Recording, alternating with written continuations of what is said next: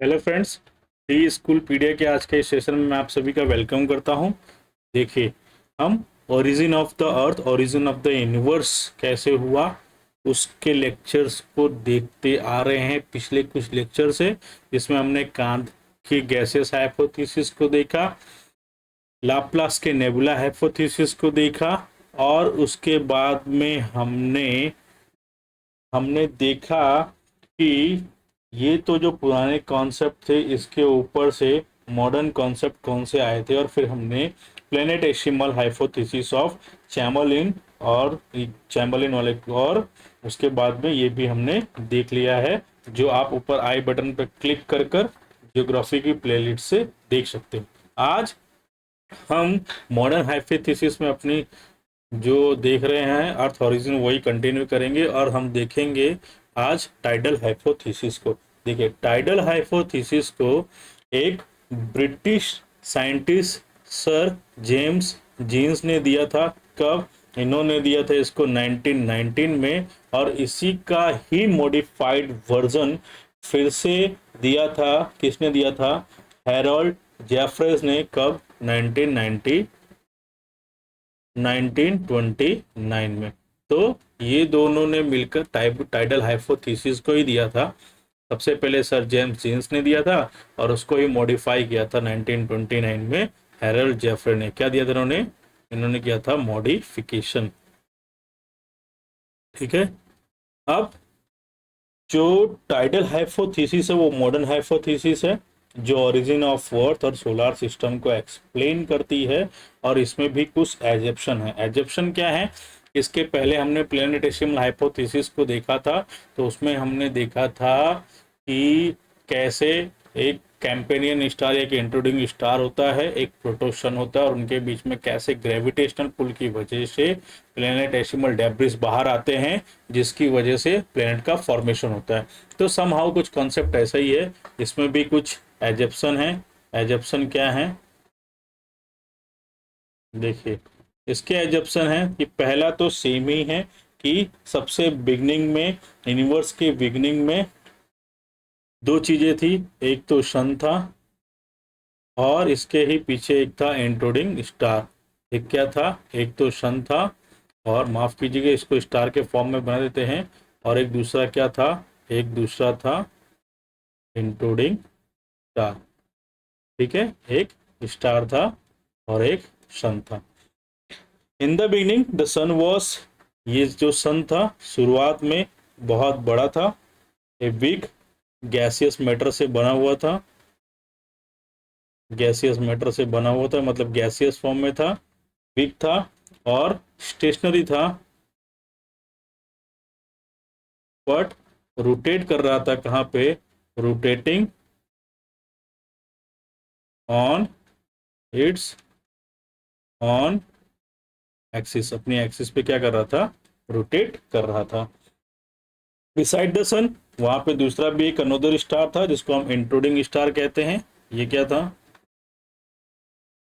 Intruding star था। ठीक है, intruding star in the universe. The intruding star ये मच इन बिगर, ये बिगर था, जायंट था, बिगर इन साइज, जो हमने पहले भी देखा, ये जायंट फॉर्म में जायंट था। ठीक है, और ये किससे? प्रिमिटिव सन से ये बड़ा था। और ये इंट्रूडिंग स्टार का मूवमेंट इस तरह से होता है, ये इस तरह से मूवमेंट करता है, ये इसके पास से होकर गुजरता है, ये प्रिमिटिव सन के पास में से होकर गुजरता है। मान लीजिए प्रिमिटिव सन है, तो ये जो स्टार है ये ऐसे गुजरता है, ऐसे कि ये प्रिमिटिव सन के पास में से होकर गुजरता है। और इसका जो इम्पैक्ट होता है, there is a great impact of the tidal force of the primitive intruding star on the primitive sun. और इसका ग्रेविटेशनल पुल बहुत स्ट्रांग है, ग्रेविटेशनल फोर्स बहुत स्ट्रांग है। ये कुछ एजप्शन थे। चलिए आगे हम देखते हैं। James gene postulated that due to massive gravitational force of intruding star, huge amount was ejected from the primitive sun, which later on become the building material of the future matter.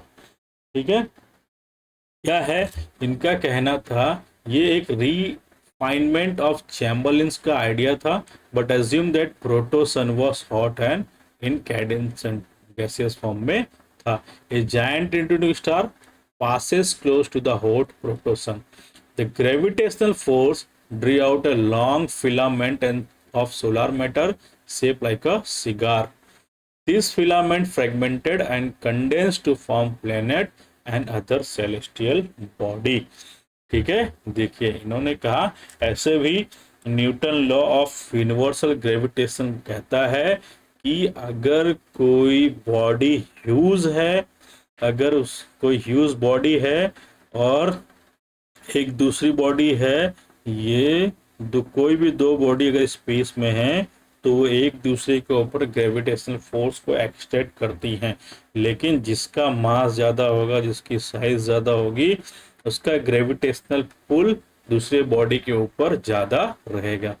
तो ये कहते हैं कि एक primitive सन था और एक intruding star था। इंट्रूडिंग स्टार जब प्रिमिटिव सन के पास से होकर गुजरता है तो ये अपने ग्रेविटेशनल पुल की वजह से, किसकी वजह से, ग्रेविटेशनल पुल की वजह से ऐसे एक सिगार के शेप में ऐसे क्या करता है, मटेरियल को आउटर सरफेस में से, सन के आउटर सरफेस में से मटेरियल को इजेक्ट करता है। Material ejected from outer surface of sun. ठीक है, जैसे ये स्टार यहाँ से मूव करेगा और सन के क्लोज में जाएगा तो सन के ऊपर से ग्रेविटेशनल फोर्स, ग्रेविटेशनल पुल की वजह से एक सिगार लाइक शेप में मटेरियल को इजेक्ट करता है from the outer surface of sun. और इसको ही बाद में किसने, जेफ्रे नाम देते हैं, क्या नाम देते हैं, सिगार शेप एजिकुलेशन। ये क्या है, सिगार शेप में एजिक करता है। अब सिगार्स, और जब ये आगे को, जैसे मान लीजिए अभी यहाँ था, अब मान लीजिए स्टार यहाँ आया, ठीक है, तो ऑब्वियस सी बात है यहाँ ग्रेविटेशनल फोर्स ज़्यादा होगा, यहाँ आएगा तो और ग्रेविटेशनल फोर्स जितना क्लोज आएगा, अब यहाँ से यहाँ आया होगा, फिर यहाँ से यहाँ आएगा और यहाँ से फिर आगे ऐसे ही डिफ्यूज हो जाएगा जाके स्पेस के अंदर। तो जैसे जैसे पास आएगा वैसे वैसे ग्रेविटेशनल फोर्स ज़्यादा लगेगा, टाइडल फोर्स ज़्यादा लगेगा और इजेकुलेशन ऑफ द मटेरियल ज़्यादा होगा, लेकिन दूर चला जाएगा तो इजेकुलेशन बंद हो जाएगा और ऐसे एक सिगार शेप का फॉर्मेशन होगा। किसका फॉर्मेशन होगा, सिगार शेप का फॉर्मेशन होगा। देखिए जब, अब एक थोड़ा और समझ लेते, देखिए स्टार है, मान लीजिए ये हमारा सन है, ये जैसे ही इसके पास आने की, अब यहाँ पे फिलहाल ये पॉइंट 1 पे है, पॉइंट 1 पे है तो ऑब्वियस सी बात है जो ग्रेविटेशनल पुल होगा वो क्या होगा, थोड़ा कम होगा। पॉइंट नंबर 2 पे आएगा, यहाँ पर आएगा तो नज़दीक हो गया तो ग्रेविटेशनल पुल ज़्यादा हो जाएगा। 3 पे आएगा तो मैक्स में हो जाएगा, 4 पे जब पहुँचेगा तो और कम हो जाएगा, 5 पे पहुँचेगा तो इससे भी कम हो जाएगा, 6 पे पहुँचेगा तो लगेगा ही नहीं। ठीक है, तो इसीलिए ये सिगार शेप का फॉर्मेशन होता है। देखिए पहले 1 नंबर पे है तो थोड़ा कम फोर्स होगा, इसीलिए जो लाइन बन, जो शेप साइड के पॉइंट्स हैं, ये साइड्स के जो पॉइंट देखने को मिल रहे हैं, ठीक है, इसको सिगार शेप फिलामेंट नाम दिया था, इसने फिलामेंट नाम देते हैं कौन, जेफ्रोस। ठीक है, 1929 में। देखिए ये जो साइड का जो पोर्शन दिख रहा है आपको, ये थिन शेप में दिख रहा है और ये जो सेंटर पॉइंट दिख रहा है, ये सेंटर पॉइंट बल्ज फॉर्म में दिख रहा है, थिक या फिर बल्ज फॉर्म में है। ऐसा इसलिए है कि जब स्टार पॉइंट 1 पर है तब ग्रेविटेशनल फोर्स कम होता है, जिसकी वजह से फिलामेंट थोड़े कम निकलते हैं, ऐसे मटेरियल का एजिकुलेशन कम होता है। 2 पे आता है तो थोड़ा एजिकुलेशन बढ़ता है, 3 पे आता है तो मैक्स हो जाता है ऐसे, 3 और 4 पे, और फिर 5 पे पहुंचता है तो फिर कम हो जाता है, इसलिए ऐसे सिगार शेप में इसका फॉर्मेशन होता है। ठीक है, अब बाद में ये जो जैसे पॉइंट 4-5 पे आता है तो यहाँ से फिलामेंट, सन से फिलामेंट जो बना है, ये फिलामेंट टूटता है और ये स्टार के पाथ को फॉलो करता है। स्टार ऐसे जा रहा है तो स्टार के पाथ को ग्रेविटेशनल फोर्स की वजह से, स्टार की ग्रेविटेशनल फोर्स की वजह से उसको उसकी ओर जाने की कोशिश करता है। लेकिन जब वो यहाँ पहुँचता है तो स्टार यहाँ निकल जाता है, जब वो यहाँ पहुँचता है तो स्टार यहाँ निकल जाता है, और जब वो यहाँ पहुँचता है तो स्टार क्या हो जाता है, स्पेस में कहीं पर खो जाता है, कहीं पे आगे निकल जाता है, जिसकी वजह से वो इसको कैच नहीं कर पाता, और ऐसे ऐसे ऐसे ऐसे सन के चारों तरफ एक प्रॉपर डायरेक्शन में क्या होने लगता है, रोटेट होने लगता है। अब सिगार शेप में ऐसा फॉर्मेशन है, ये सिगार शेप में ऐसा फॉर्मेशन हुआ है, तो देखिए आउटर ऑर्बिट जो है वो सबसे पहले कोल्ड होता है, सबसे पहले कोल्ड होता है तो इसका एग्रीगेशन कम होगा, और जैसे जैसे सेंटर पॉइंट में जाएंगे तो सेंटर पॉइंट में साइज बड़ा है तो इसको कोल्ड होने में क्या लगेगा, टाइम लगेगा। तो इसीलिए सेंटर में जो वीनस है, ठीक है, ये अभी भी गैसियस फॉर्म में है, और मर्क्यूरी और नेपच्यून प्लूटो की बात करें तो ये क्या हो गए हैं, जल्दी कूल डाउन हो गए हैं।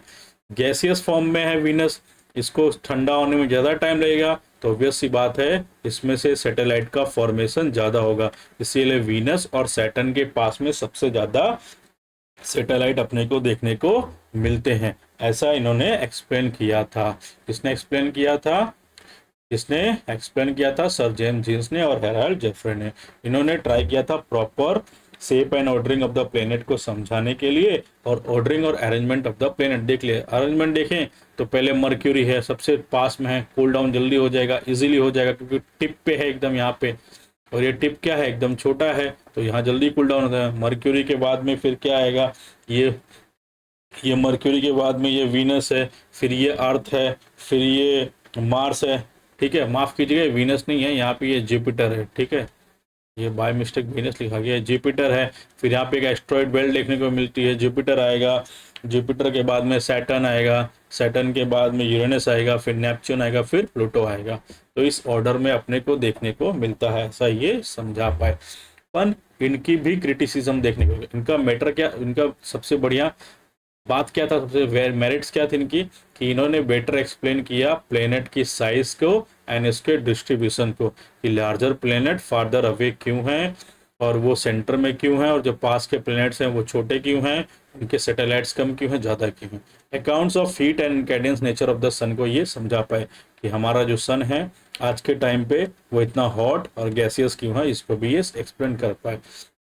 पर इनको क्रिटिसाइज क्यों किया गया, तो ये एक्सप्लेन नहीं कर पाए faith of the intruding star, ये भी नहीं समझा पाए कि अगर एक इंट्रूडिंग स्टार है सन के साथ में तो वो कहाँ से आया, उसके अंदर इतना ग्रेविटेशनल पुल कहाँ से आया, और लास्ट में इंट्रूडिंग स्टार का क्या हुआ, why all the planet body in the same plane और डायरेक्शन में कैसे हैं, एक ही लाइन और एक ही डायरेक्शन में क्यों रोटेट हो रहे हैं, इसको भी वो सही से एक्सप्लेन नहीं कर पाए।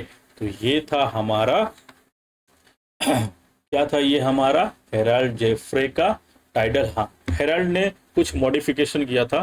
क्या मॉडिफिकेशन किया था, उन्होंने मॉडिफिकेशन किया था, देखिए एक प्रिमिटिव सन है, एक इंट्रोड्यूसिंग स्टार है, और एक कंपेनियन स्टार है, ठीक है। ये इंट्रोड्यूसिंग स्टार जब पास हो रहा होता है तो कंपेनियन स्टार से जाके टकराता है, और उसकी वजह से कंपेनियन स्टार में से कुछ डेब्रिस बाहर आते हैं, और इन्हीं डेब्रिस में से किसका फॉर्मेशन होता है, इन्हीं डेब्रिस में से फॉर्मेशन होता है प्लेनेट का। ये था हेराल्ड जेफरे का, हेराल्ड जेफरे का क्या था, मॉडिफिकेशन था। और इसमें भी क्रिटिसिज्म वही, क्रिटिसाइज किया गया, इनको सवाल उठे, कुछ ने कहा इन्होंने एक्सप्लेन नहीं किया कि इंट्रोड्यूसिंग स्टार का क्या हुआ, universe universe is infinite in shape and time, तो और स्टार सो डिस्टेंस होते हैं, तो ऐसे क्लोज इनकाउंटर कैसे करेगी, कंपेनियन स्टार से जाके इंट्रोड्यूसिंग स्टार कैसे टकरा जाएगा, वो नहीं समझा पाए। फिर बहुत सारे और भी थे। इसके बाद में फिर अपन देखेंगे कि इसके ही ऊपर इसी कॉन्सेप्ट को यूटिलाइज करते हुए एक और थियरी आती है, बाइनरी हाइपोथेसिस, वो रसेल्स की, वो क्या होती है वो हम आगे के लेक्चर में देखेंगे। आई होप आपको ये लेक्चर पसंद आया हो। Thank you so much. अगर पसंद आया तो please like share and subscribe करें। Have a good day.